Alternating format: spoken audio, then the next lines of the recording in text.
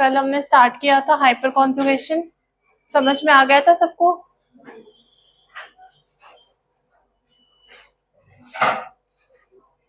बोलो, आ गया था समझ में?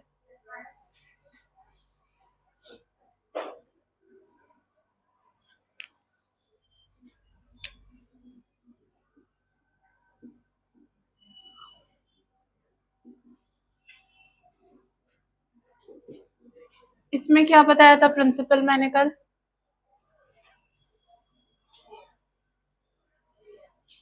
वो निमोनिक्स था कि इन तीनों में वो अकर होते हैं।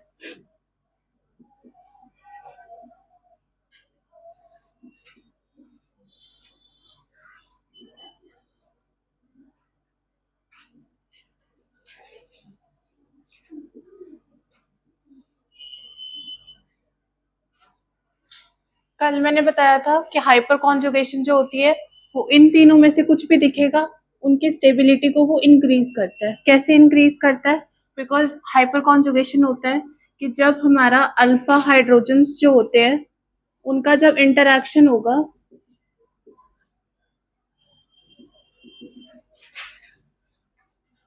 MTP orbital of carbon,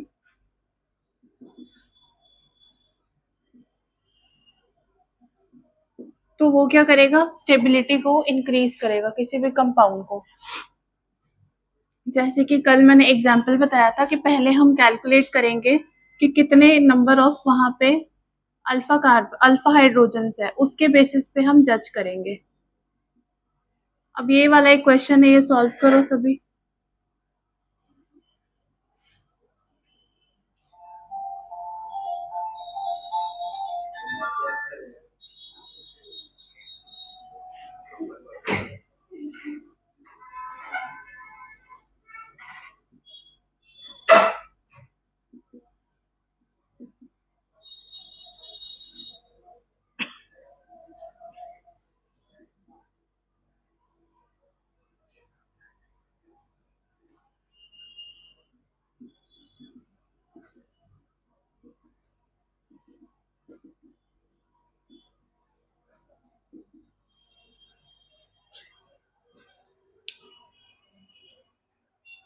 stability बताओ दोनों की।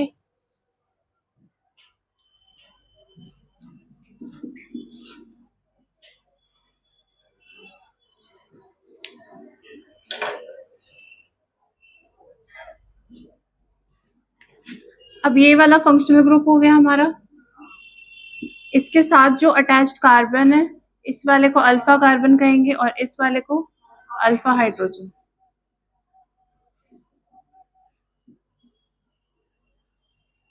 अब ये वाला अल्फा हाइड्रोजन होगा? नहीं होगा, तो इस वाले में हम कितने कैलकुलेट करेंगे? 3 अल्फा हाइड्रोजन। इस वाले में तो कौन सा ज्यादा स्टेबल हो जाएगा? लिख लो।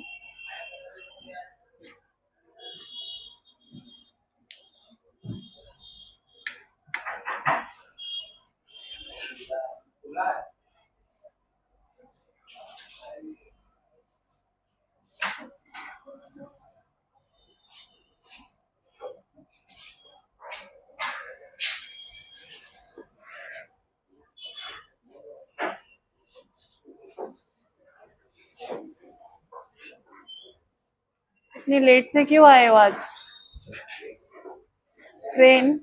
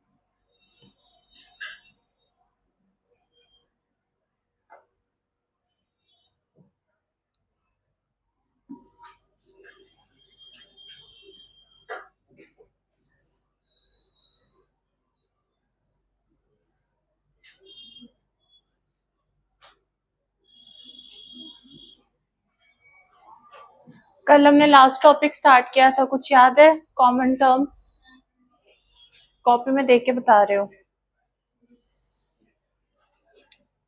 पढ़ के आया करो, नहीं तो कनेक्ट नहीं होगा कुछ भी। कल भी बोला था मैंने।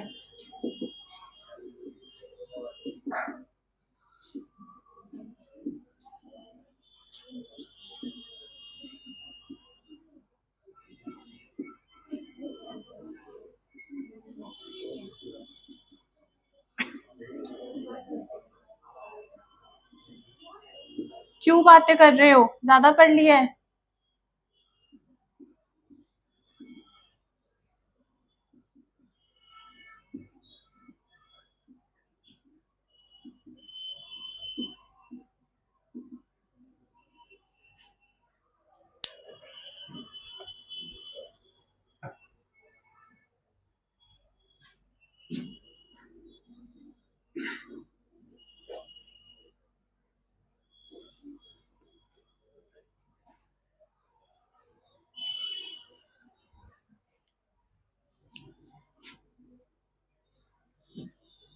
अब देखो, मोस्टली क्या होता है, कल मैंने बताया था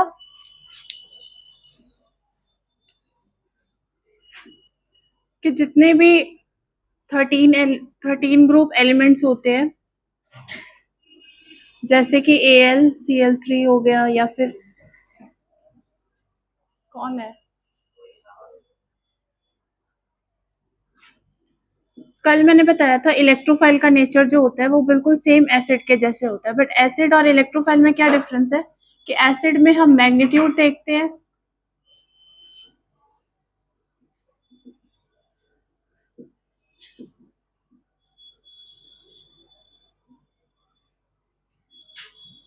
इलेक्ट्रोफाइल में हम देखते हैं इंटेंसिटी।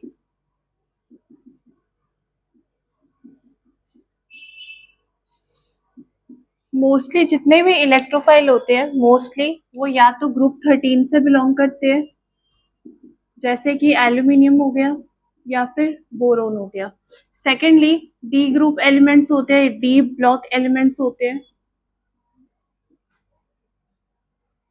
क्योंकि इनका जो नेचर होता है वो ऑलरेडी इलेक्ट्रोपॉजिटिव होता है। पढ़ा है डी ब्लॉक? डी ब्लॉक में जैसे कि हमारा हो गया Fe, जिंक हो गया, ऐसे कई सारे मेटल हो गए। अब हम इसके जो इलेक्ट्रोफाइल है उसके सेंट्रल एटम पे, सपोज मैं AlCl3 का ले रही हूँ एग्जाम्पल, तो इसकी जो इंटेंसिटी हम कैसे इंक्रीज कर सकते हैं? सपोज अगर मैं यहाँ पे इन एटम्स को चेंज कर दूंगी, Cl की जगह अगर मैं F डाल दूंगी,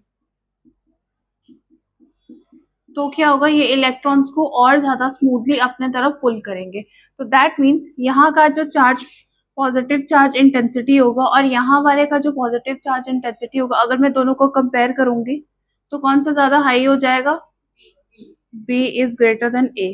तो दैट मीन्स अगर मैं पूछूंगी कि दोनों में से सबसे ज्यादा इलेक्ट्रोफिलिक इन नेचर कौन सा है, तो वो B हो जाएगा। मतलब it will depend upon the type of atoms attached, और सेंट्रल एटम मोस्टली इलेक्ट्रोपॉजिटिव होगा या फिर ऑलरेडी इलेक्ट्रॉन डिफिशियंट होगा।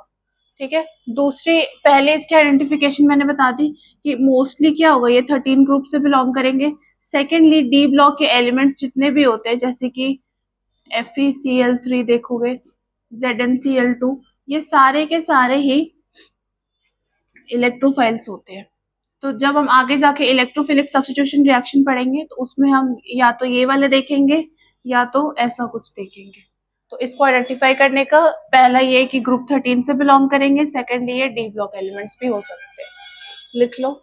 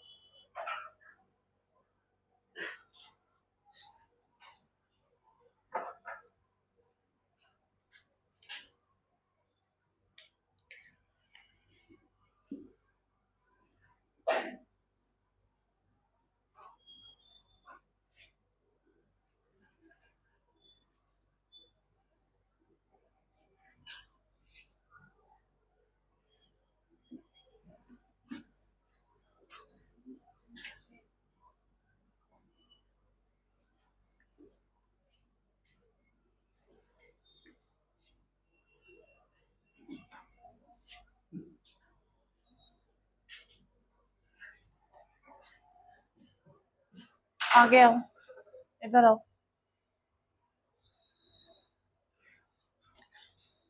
जल्दी। अब नेक्स्ट जो न्यूक्लियोफाइल का एग्जांपल दिया था मैंने, जितने भी हैलाइड एटम्स या फिर हैलोजेंस होते हैं,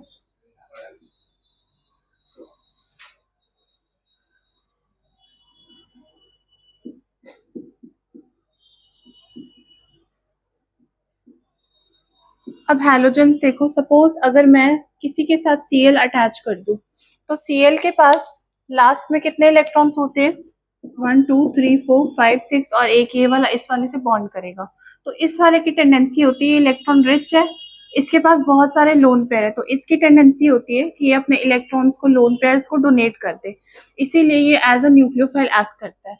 नेक्स्ट हम देख सकते हैं, जैसे फ्लोरीन हो गया या फिर ब्रोमीन हो गया, ये सारे के आउटर मोस्ट में सेम नंबर ऑफ इलेक्ट्रॉन्स होंगे, तो ये सारे के सारे एज अ न्यूक्लियोफाइल हम यूज कर सकते हैं। या फिर सपोज मेरे पास OH है, अब OH है, ऑक्सीजन के ऊपर कितने इलेक्ट्रॉन्स होते हैं? लास्ट में। अब ये एक इसके साथ इसने बॉन्ड कर लिया, और एक एक जिस ग्रुप के साथ अटैच होगा उसके साथ बॉन्ड होगा।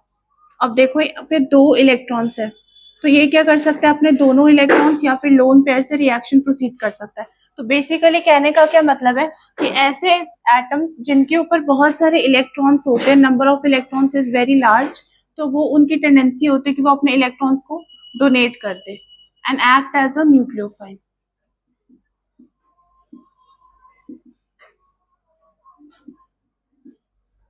और एक और चीज याद रखना, जैसे ऑर्गेनिक में हम क्या कंसिडर करते हैं, सपोज अगर यहाँ पे मेरे पास सल्फर है, यहाँ पे मेरे पास सल्फर है, अगर सल्फर के ऊपर मैं नेगेटिव चार्ज अटैच कर दूंगी, तो इस वाले नेगेटिव वाले को हम कंसिडर करेंगे 2 इलेक्ट्रॉन्स। मतलब अगर 1 नेगेटिव चार्ज है,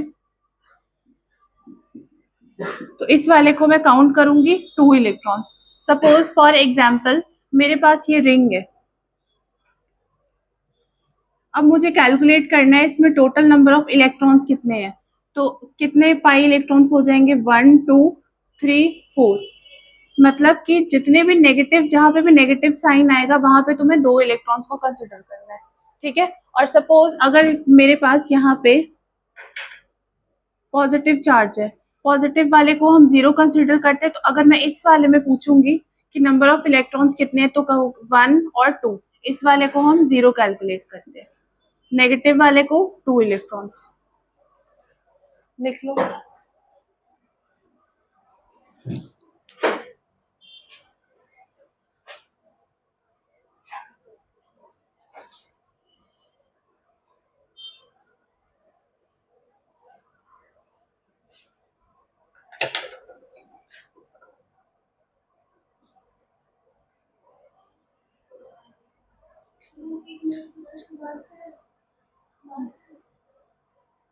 मार्क्स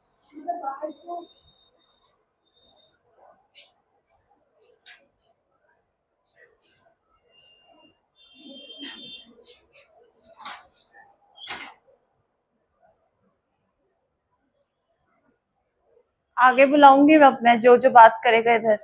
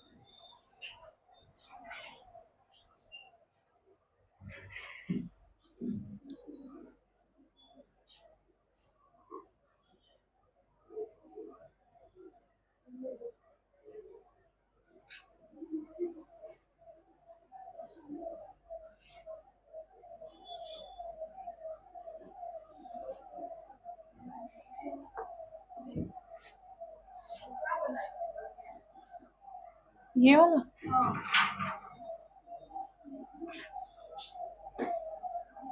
मैंने जस्ट एग्जांपल दिया था ये बताने के लिए कि ऑर्गेनिक में या कहीं भी केमिस्ट्री में नॉर्मली हम क्या करते हैं, सपोज मेरे पास ये डबल बॉन्ड है और यहाँ पे मैंने नेगेटिव चार्ज लगाया, तो अब मैं कहूँगी इसमें total number of pi electrons कितने हैं।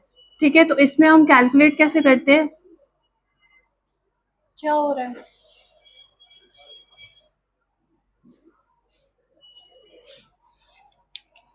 अब देखो यहाँ पे ये वाला हो गया सिग्मा इलेक्ट्रॉन्स क्योंकि ये सिग्मा बॉन्ड में पार्टिसिपेट कर रहे हैं।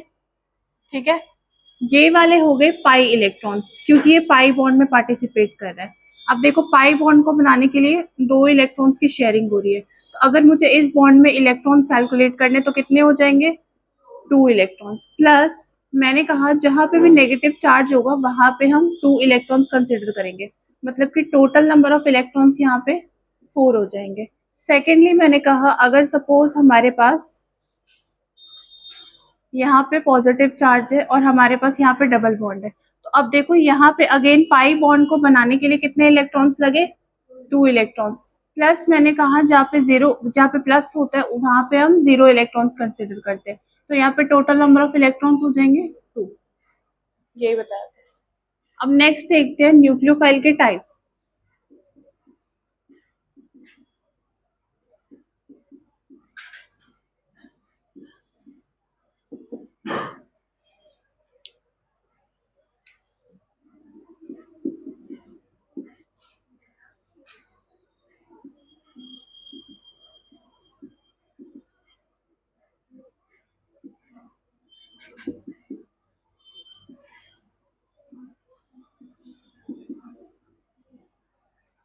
आ जाओ आगे, इधर आओ,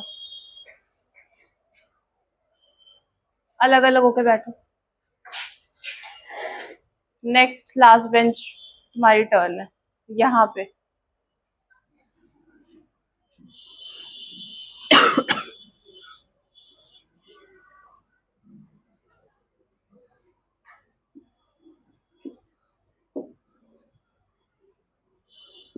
अब सपोज मैंने कहा पहले हमने एक न्यूक्लियोफाइल में एग्जांपल्स देखे थे सारे, उसमें मैंने बताया था कि अगर सपोज यहाँ पे मेरे पास कोई भी, कौन बातें कर रहा है लगातार, इधर आ जाओ लास्ट बेंच।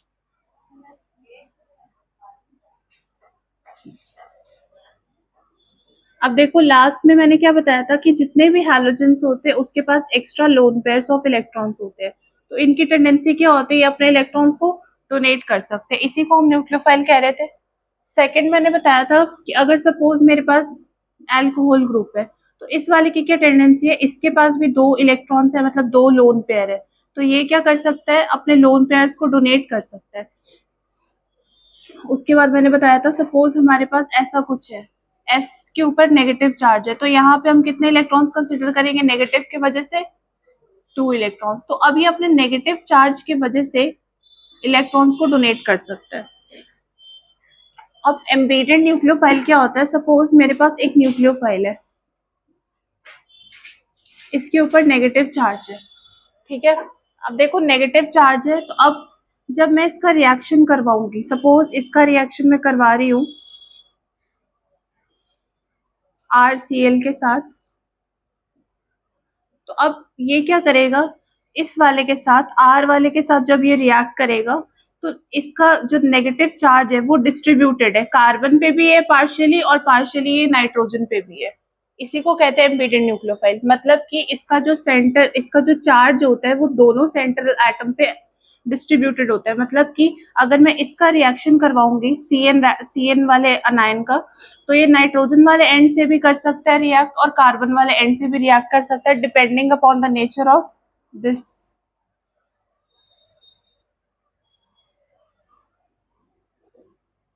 अब देखो मैंने क्या बोला, दोबारा ध्यान दो।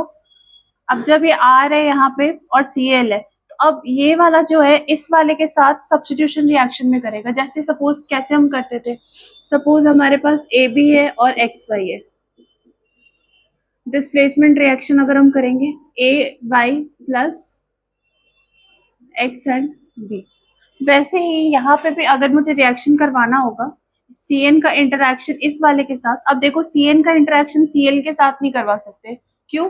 क्योंकि ये भी न्यूक्लियोफिलिक इन नेचर है, ये भी न्यूक्लियोफिलिक इन नेचर है, मतलब कि इसका भी नेचर इलेक्ट्रोनेगेटिव है, इसका नेचर भी इलेक्ट्रोनेगेटिव है। जैसे मैग्नेट में होता है, पॉजिटिव और नेगेटिव अट्रैक्ट करता है, जैसे लाइक पोल्स होते हैं वो रिपेल करते हैं, वैसे ही यहाँ पे अगर मैं इसको डिस्ट्रीब्यूट करूंगी तो क्या हो जाएगा, ये प्लस माइनस। अब मैंने शुरू से बोला है कि जो माइनस वाला होगा वो कहाँ पे रिएक्ट करेगा, प्लस वाले पे। तो अब यहाँ पे जब ये रिएक्ट करेगा इस R वाले के साथ, R कोई भी एल्काइल ग्रुप हो सकता है, कोई भी मेटल हो सकता है, तो कैसा आगे जाके हम देखेंगे। अब R वाला ग्रुप का नेचर कैसा है, कोवलेंट है या फिर आयनिक है, उस चीज पे डिपेंड करेगा कि इसका नेचर ये C वाले साइड से रिएक्ट करेगा या फिर ये N वाले साइड से रिएक्ट करेगा, मतलब कि दोनों साइड से ये रिएक्ट कर सकता है। Don't use phone.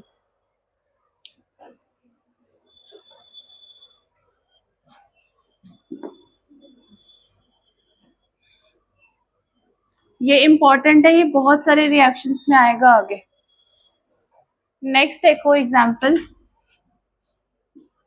NO2। अब जब हम NO2 का स्ट्रक्चर बनाते हैं, नाइट्रोजन के पास कितने होते हैं इलेक्ट्रॉन्स, कितने होते हैं आउटर शेल में, 5 होते हैं।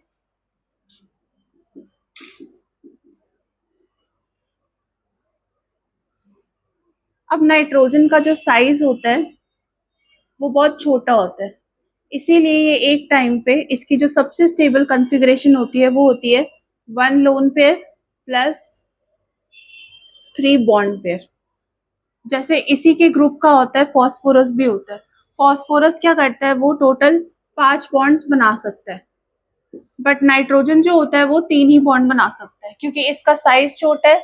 दूसरी बात, इसके पास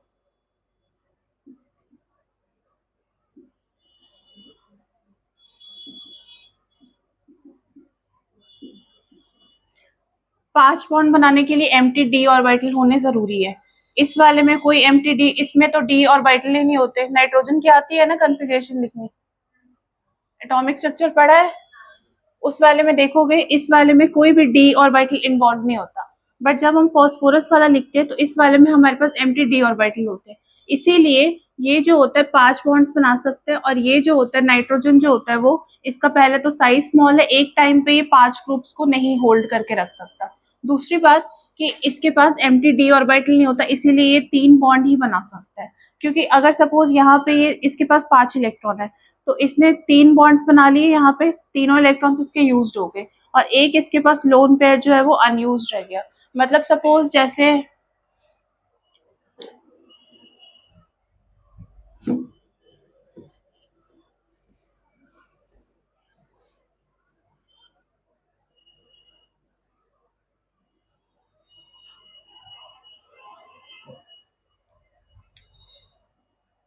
सपोज यहाँ पे मेरे पास स्ट्रक्चर है NH3,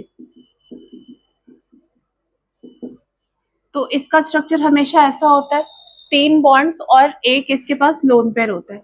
अगर यही मुझे फॉस्फोरस के साथ करना होगा तो मैं क्या कर सकती हूँ, 5 बॉन्ड्स बना सकते हैं। ये इसलिए बना सकते हैं क्योंकि इसके पास एम्प्टी डी ऑर्बिटल है। दूसरा कि इसका जो साइज होता है फॉस्फोरस का बहुत बड़ा होता है इस वाले के कंपैरिजन में, इसीलिए ये एक टाइम पे 5 क्लोरीन एटम्स को होल्ड कर सकता है।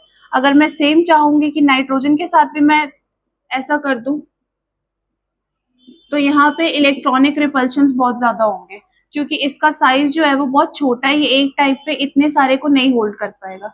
इतनी बात समझ में आ गई। नेक्स्ट मैं क्या कहना चाहती हूँ,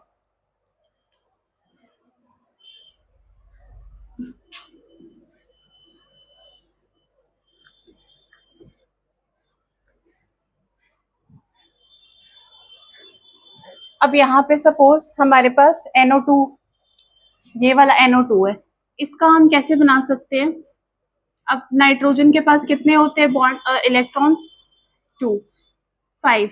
तो अब देखो 2 इलेक्ट्रॉन्स इन्वॉल्व हो जाएंगे ऑक्सीजन के साथ, बाकी ये क्या करेगा, एक कहीं पे भी बॉन्ड करेगा, मतलब कि यहाँ पे देखो मैंने CN लिखा है, CN का एक बॉन्ड मैंने खाली रखा है, क्योंकि इसको मैं किसी ना किसी के साथ तो अटैच करूंगी ताकि ये स्टेबल हो जाए। सपोज किसी मेटल के साथ अटैच कर दिया AgCN या फिर NaCN, इसीलिए इस वाले को मैंने एम्प्टी रखा है। वैसे मैंने इस वाले में भी n वाले को एक एम्प्टी रखा है, तो दैट मीन्स फिफ्थ वाला जो है वो यूज्ड हो गया, और यहाँ पे ये दोनों बॉन्ड जो है वो ऑक्सीजन के साथ यूज हो गया। अब ये क्या करेगा, ये 5 बॉन्ड्स तो बना नहीं सकता, इसके ऑलरेडी 3 बॉन्ड्स की कैपेसिटी फुलफिल हो चुकी है। एक हमारे पास अभी भी ऑक्सीजन रहता है, तो ये इसके साथ कोऑर्डिनेट बॉन्ड बना लेगा। कोऑर्डिनेट बॉन्ड का क्या मतलब होता है कि अपने इलेक्ट्रॉन्स को, होता ये कोवलेंट बॉन्ड ही है, बट ये अपने इलेक्ट्रॉन्स को इस वाले को डोनेट कर देगा। अब ये वाला डोनेट करे तो इस वाले के पास कौन सा चार्ज आ जाएगा, पॉजिटिव, और इस वाले के पास आ जाएगा नेगेटिव। तो अब देखो दूसरी बात, इस वाले का जो पॉजिटिव और नेगेटिव चार्ज है ये फिक्स नहीं होता, ये डिलोकेट कर सकता है। मतलब सम टाइम्स नाइट्रोजन के ऊपर पॉजिटिव चार्ज रहेगा, सम टाइम्स इसके ऊपर पॉजिटिव चार्ज रह सकता है, मतलब ये आपस में शेयरिंग में ये वाला चार्ज। मतलब जब ओरिजिनली हम इसका स्ट्रक्चर बनाते हैं, जब इसका कोऑर्डिनेट बॉन्ड हमने बना दिया, इस वाले ने अपने इलेक्ट्रॉन्स को इसको डोनेट कर दिया, तो डोनेट जो करता है उसके ऊपर पॉजिटिव चार्ज आता है, जो एक्सेप्ट करता है उसके ऊपर नेगेटिव चार्ज आता है। बट जब ये न्यूक्लियोफाइल के जैसा एक्ट करता है तो उसके लिए तो हमें नेगेटिव चार्ज की जरूरत होती है, न्यूक्लियोफाइल इलेक्ट्रॉन रिच होना चाहिए।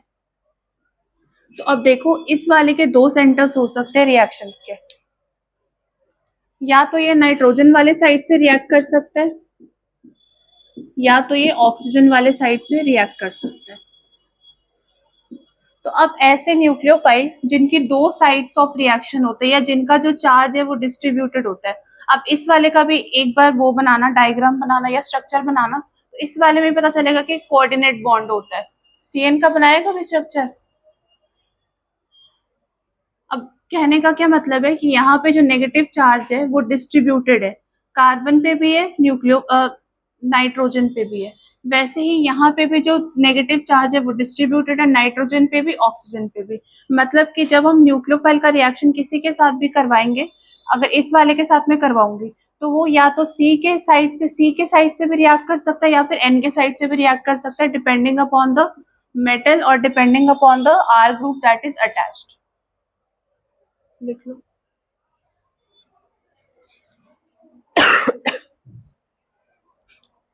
जिसको नहीं समझ में आया दोबारा भी पूछ सकते हो।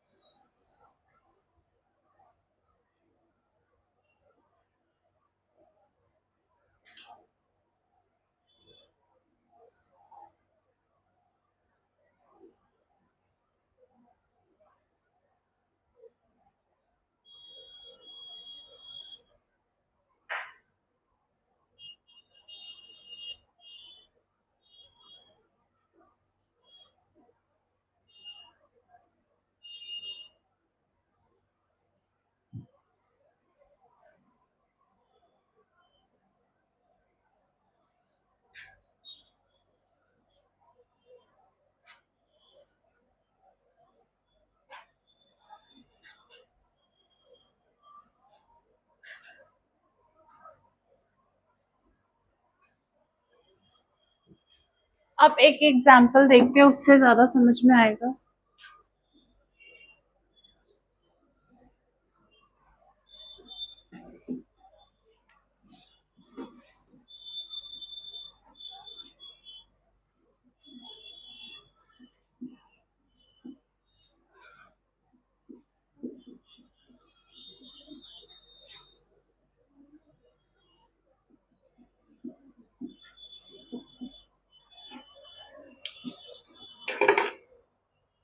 अब देखो आयनिक वाले की क्या प्रॉपर्टी होती है।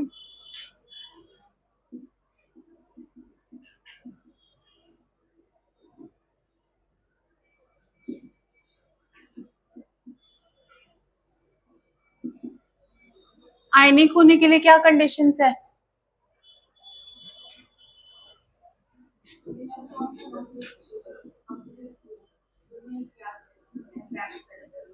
कटायन का साइज जो होता है वो बड़ा होना चाहिए। मतलब कि यहाँ पे अगर मैं कंपेयर करूंगी, ये जो एजी होता है ये डी ब्लॉक का होता है एलिमेंट, और ये इलेक्ट्रोपॉजिटिव इन नेचर होता है।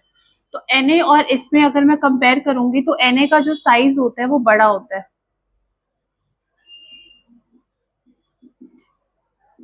इसीलिए अगर इन दोनों में अगर मैं बोलूंगी कौन सा आयनिक है, तो कौन सा ज्यादा आयनिक हो जाएगा, Na हो जाएगा, ये वाला ज्यादा आयनिक हो जाएगा। क्या। अब देखो आयनिक की क्या प्रॉपर्टी होती है कि जब सपोज मैं इस वाले को NaCN को ब्रेक करूंगी, तो ये सिंपली क्या हो जाएगा, Na प्लस और Cn माइनस में ये ब्रेक हो जाएगा।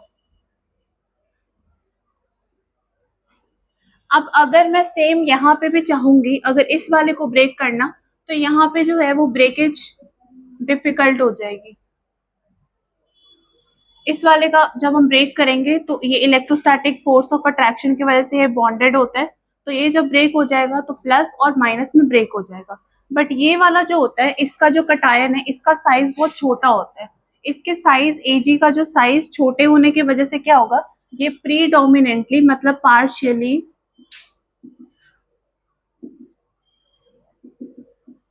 आयनिक होगा। मतलब इसमें कोवेलेंट कैरेक्टर भी आएगा और इसमें आयनिक कैरेक्टर भी आएगा। इतनी बात समझ में आ गई। क्योंकि इसका साइज जो है वो छोटा है, इसके वजह से इसके अंदर कोवेलेंट कैरेक्टर भी आएगा और इसके अंदर आयनिक कैरेक्टर भी आएगा। क्योंकि आयनिक कैरेक्टर इसलिए आएगा क्योंकि इन दोनों के इलेक्ट्रोनेगेटिविटीज में बहुत ज्यादा डिफरेंस है। कोवेलेंट कैरेक्टर इसलिए आ रहा है क्योंकि इसका जो कटायन है उसका साइज छोटा है। समझ में आ गया। देखो आ गया।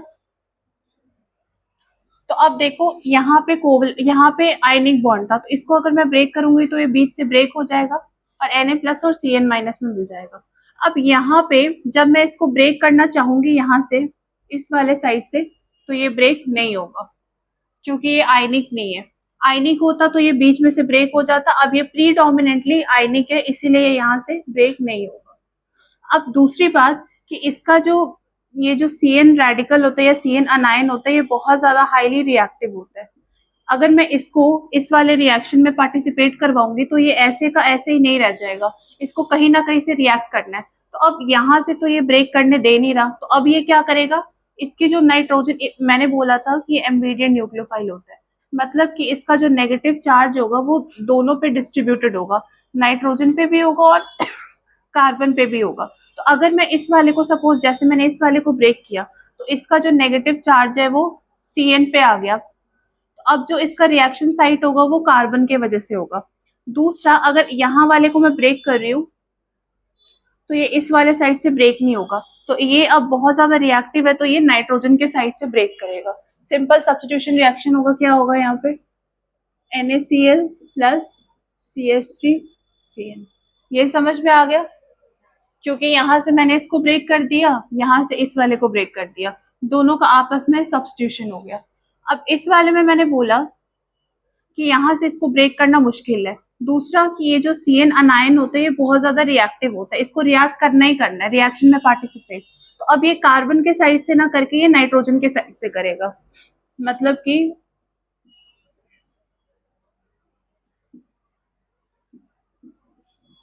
हमारे पास यहाँ पे आइसोसाइनाइड बन जाएगा। इसी को हम कहते हैं एम्बीडियंट न्यूक्लियो।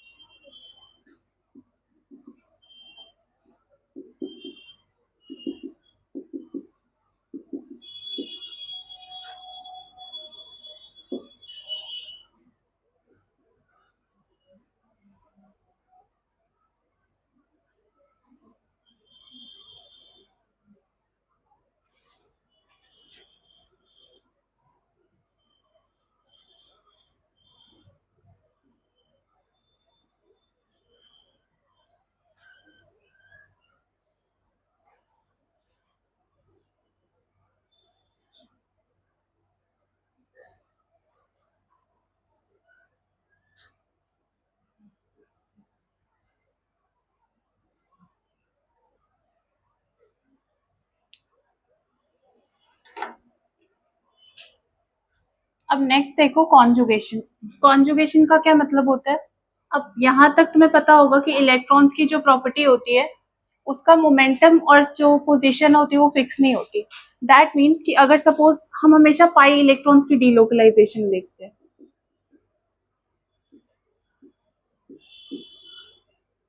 यहाँ पे देखो ये जो पाई इलेक्ट्रॉन्स है यहाँ पे जो इन्वॉल्व है ये कंटिन्यूसली क्या होगा, ये वाला जो है कंटिन्यूसली इस वाले पोजीशन पे मूव कर रहा होगा।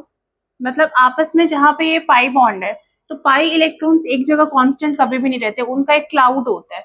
तो वो क्या करेंगे उस क्लाउड में टू एंड फ्रो, जैसे एक पेंडुलम होता है वो क्या करता है, वो इधर से इधर बार बार टू एंड फ्रो मोशन करता है। वैसे ही ये जो इलेक्ट्रॉन है, सपोज इस वाले बॉन्ड में मैं देख रही हूँ, ये इलेक्ट्रॉन है वो यहाँ से इस पोजीशन पे आएगा, फिर इस पोजीशन से इस पोजीशन पे आएगा, मतलब कंटिन्यूसली ये इस बॉन्ड के अराउंड ये डीलोकलाइज मतलब घूमता रहेगा। वैसे ही यहाँ पे भी पाई इलेक्ट्रॉन्स है तो वो क्या करेंगे, वो इस पोजीशन से इस पोजीशन पे बार बार रोटेट करेंगे और ये वाला इलेक्ट्रॉन इधर आएगा। मतलब कंटिन्यूसली इनका टू एंड फ्रो मोशन चल रहा है यहाँ पे। ठीक है, तो अब देखो यहाँ पे जो इनका टू और फ्रो मोशन चल रहा है, ए बी सी डी, ए से बी, बी से ए, जो इसका continuously motion of electron is going on due to delocalisation of pi electrons. Secondly C two D B, जो कंटिन्यूअसली यहाँ पे जो डिस्टर्बेंस आ रही है इसके लगातार डीलोकलाइज होने के वजह से जो डिस्टर्बेंस यहाँ पे कॉज हो रही है उसकी वजह से कुछ ना कुछ यहाँ पे भी pi bond, pi electron nature आएगा। मतलब कि अगर इन दोनों में पॉइंट में मैं देखूंगी तो यहाँ से ए से बी कंटिन्यूअसली वो मूव करे। अब कि सपोज मेरे पास सपोज एक रूम में 3 बच्चे हैं, ठीक है, 2 बहुत ज्यादा शरारती और एक बहुत ज्यादा शरीफ है। तो 2 बच्चे हैं वो कंटिन्यूअसली इधर से उधर कुछ ना कुछ डिस्टर्ब कर रहे हैं, तो वो दोनों के डिस्टर्बेंस की वजह से जो तीसरा वाला है, जो बीच वाला है, वो भी डिस्टर्ब होगा कहीं ना कहीं। वही चीज यहाँ पे भी है, तुम्हारे क्लास में भी होगा कुछ ना कुछ ऐसा, कोई शरीफ होगा उसको कुछ ऐसे करने वाला होगा। तो अब ऐसे समझ लो कि यहाँ पे ए और बी जो है वो बहुत ज्यादा नॉटी बच्चे हैं, और बी और सी जो है, मतलब ये जो है ये बहुत ज्यादा शरीफ है। सुन लो, तो अब देखो ए और बी के बहुत ज्यादा डिस्टर्बेंस के वजह से और साथ में सी और डी के बहुत ज्यादा डिस्टर्बेंस के वजह से यहाँ पे मतलब बी और सी के बीच में भी कुछ ना कुछ डिस्टर्बेंस आएगी। इसी को हम कहते हैं कॉन्जुगेशन इफेक्ट। समझे? मतलब और दूसरी इसकी कंडीशन क्या होनी चाहिए, डबल बॉन्ड जो है वो आपस में ऑल्टरनेट में होने चाहिए। जहां पे भी तुम्हें डबल बॉन्ड ऑल्टरनेट में मिलेगा, मतलब कि यहाँ पे जैसे ये डबल बॉन्ड है, फिर एक को छोड़ के दूसरा डबल बॉन्ड है, तो अब इन दोनों के डिस्टर्बेंस की वजह से और इन दोनों के डिस्टर्बेंस की वजह से बी और सी के बीच में भी डिस्टर्बेंस आई है। ठीक है, दूसरा देखो यहाँ पे भी ये मैंने बोला ऑल्टरनेट डबल बॉन्ड है, मतलब कि यहाँ पे डिस्टर्बेंस हो रही है, यहाँ पे भी डिस्टर्बेंस हो रही है। अब इन दोनों के डिस्टर्बेंस की वजह से यहाँ पे भी डिस्टर्बेंस आएगी कुछ ना कुछ। ठीक है, आगे इसके अब हम फर्दर भी जाएंगे। तो अब देखो यहाँ पे लोन पेयर्स ऑफ इलेक्ट्रॉन्स है, टोटल 7 होते हैं इसके इलेक्ट्रॉन्स फ्लोरीन के। एक इलेक्ट्रॉन इस बॉन्ड में इन्वॉल्व है और बाकी के बाकी लोन पेयर है। अब ये जो लोन पेयर वाले इलेक्ट्रॉन्स होते हैं ये भी कहीं ना कहीं कंटिन्यूसली अपने क्लाउड में मूव कर रहे होते हैं, तो इनके मूव करने की वजह से भी यहाँ पे कुछ ना कुछ डिस्टर्बेंस आएगी। इसी को हम कह देते हैं कॉन्जुगेशन इफेक्ट। नेक्स्ट देखो, अब यहाँ पे अगेन यहाँ पे डबल बॉन्ड है, यहाँ पे भी डबल बॉन्ड है, इन दोनों का आपस में यहाँ पे डिस्टर्बेंस आ रही है और यहाँ पे डिस्टर्बेंस आ रही है। अब इन दोनों के डिस्टर्बेंस की वजह से क्या होगा, यहाँ पे भी डिस्टर्बेंस आएगी, मतलब डीलोकलाइजेशन आएगी, और यहाँ पे पॉजिटिव चार्ज भी है। अब ये पॉजिटिव चार्ज और ये जो डबल बॉन्ड है ये आपस में ये भी कंटिन्यूसली मूवेबल है, क्योंकि चार्ज की प्रॉपर्टी क्या होती है, वो हमेशा मोशन में रहता है। तो ये जो पॉजिटिव वाला चार्ज है ये भी कंटिन्यूसली मोशन में है, यहाँ वाले इलेक्ट्रॉन्स भी कंटिन्यूसली मोशन में। तो दैट मीन्स यहाँ पे भी कुछ ना कुछ डीलोकलाइजेशन इफेक्ट आएगा। अगेन नेगेटिव चार्ज भी होगा तो भी ये चार्ज मूवेबल होगा, जस्ट इसका नेचर अलग है।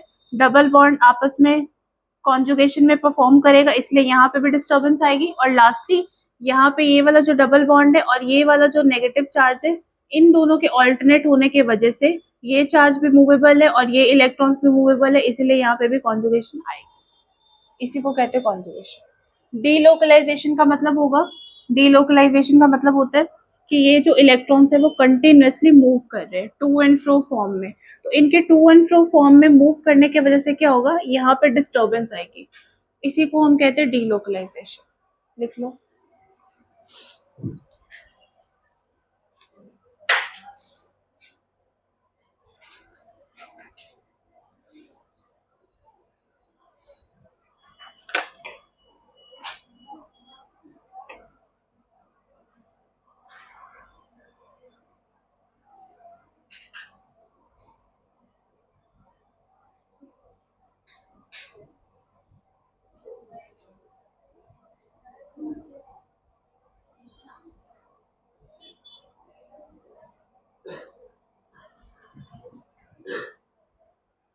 आगे बुलाऊंगी अगली क्लास से, बहुत बातें करते हो।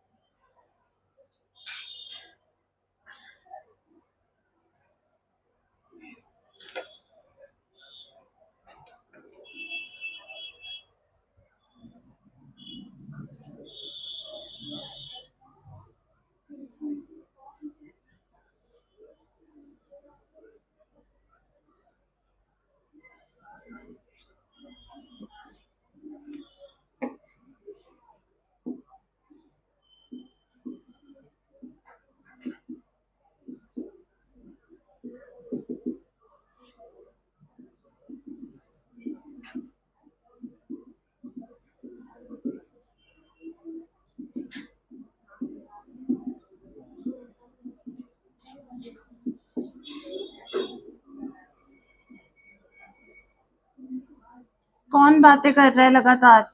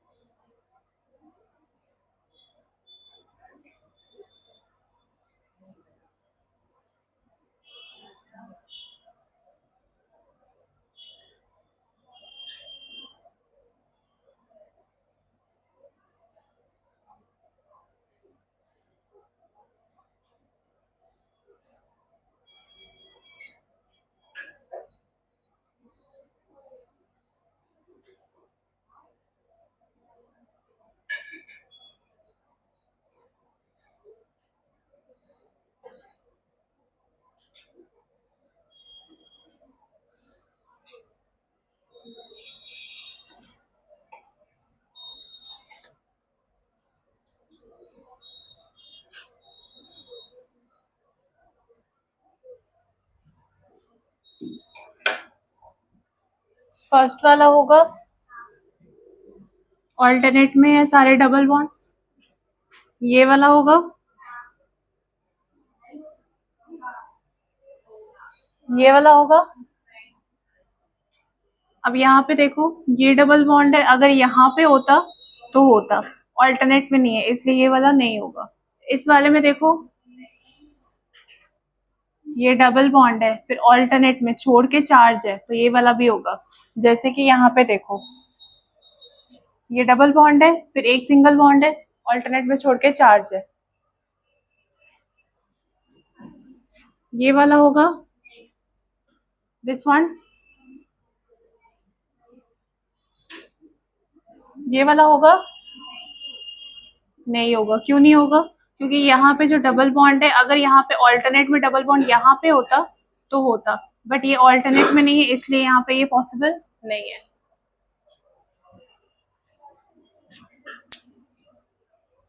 क्या हुआ?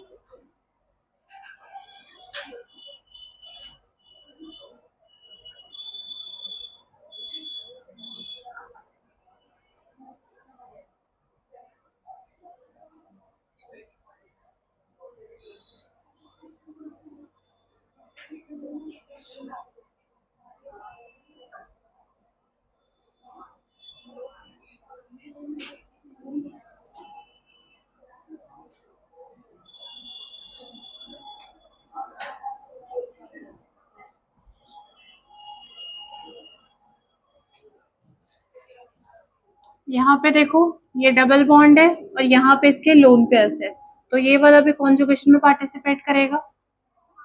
ठीक है, यहाँ पे देखो ये डबल बॉन्ड है, यहाँ पे ऑक्सीजन के लोन पेयर्स है, इसीलिए ये वाला भी पार्टिसिपेट करेगा। कैमरा ऑफ कर।